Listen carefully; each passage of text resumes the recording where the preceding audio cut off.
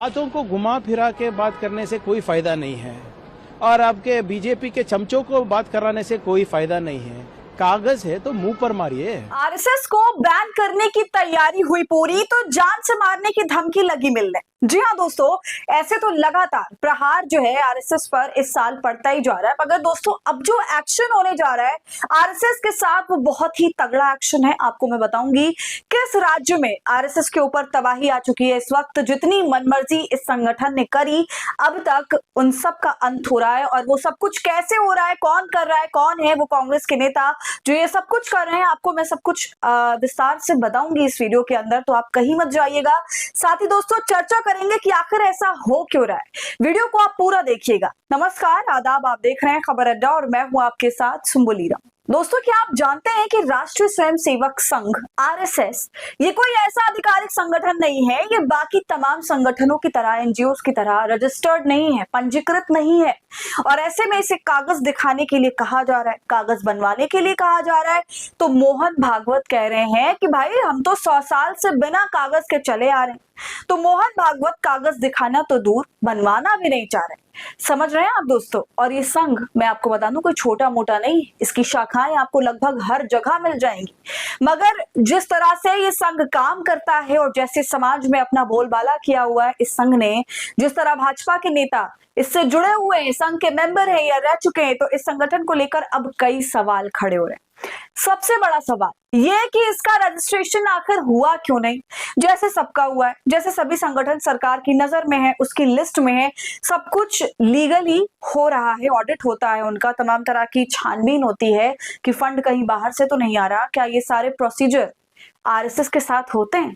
इसलिए सवाल सरकार से भी उठता है कि वो अब तक चुप क्यों है, और साथ में संगठन से भी होता है कि उन्होंने अब तक इस काम में तेजी क्यों नहीं दिखाई, ये ऐसा करना जरूरी क्यों नहीं समझते।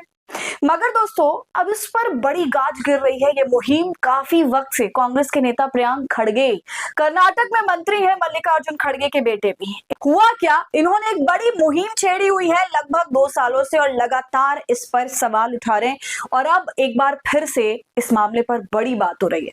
एक तरह से दोस्तों अल्टीमेटम दे दिया है कर्नाटक के राष्ट्रीय स्वयंसेवक संघ को और कह दिया है कि आप इसको रजिस्टर करवाइए, तमाम कागज दिखाइए, नहीं तो ये बैन होगा।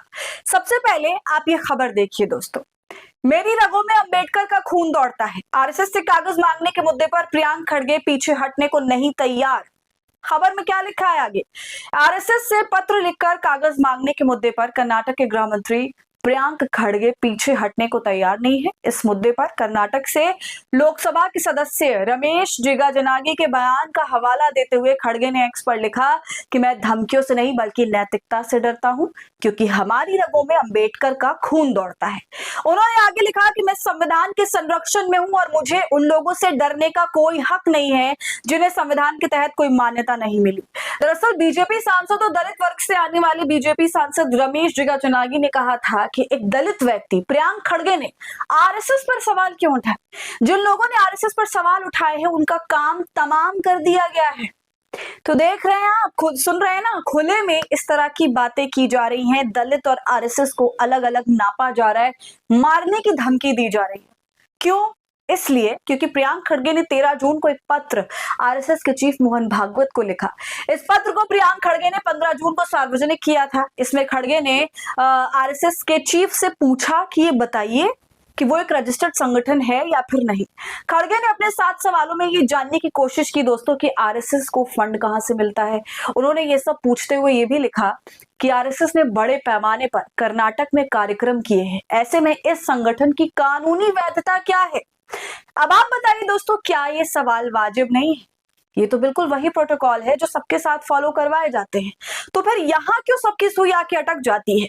यहाँ क्यों सवाल खत्म हो जाते हैं? पूरे मामले पर आरएसएस चीफ मोहन भागवत ये कह रहे हैं कि सरकार सब कुछ जानती है और भारत में बहुत सारी चीजों का रजिस्ट्रेशन तो नहीं हुआ है, हिंदू धर्म तक का नहीं हुआ। इतना ज्यादा इस मामले में मोहन भागवत भाग रहे हैं। और ये क्यों भाग रहे हैं दोस्तों? रजिस्ट्रेशन से, रजिस्ट्रेशन करवा लेंगे तो इससे बिगड़ क्या जाएगा? बताऊं क्या बिगड़ जाएगा? सारा हिसाब किताब दुनिया के सामने आ जाएगा इनका। पर्ची से अपना उत्तराधिकारी नहीं चुन पाएंगे। हो सकता है आपको पता हो कि संघ में सरसंघ चालक की कुर्सी के लिए कोई चुनाव नहीं होता है। मौजूदा सरसंघ चालक पर्ची पर लिखकर डिब्बे में नाम छोड़ जाता है और जब वो पद छोड़ता है या उसकी मृत्यु हो जाती है तो वो पर्ची खोली जाती है और उस पर जिसका भी नाम लिखा होता है वही अगला सत्संग चालक होता है और वो केवल और केवल चित्पावन ब्राह्मण होता है।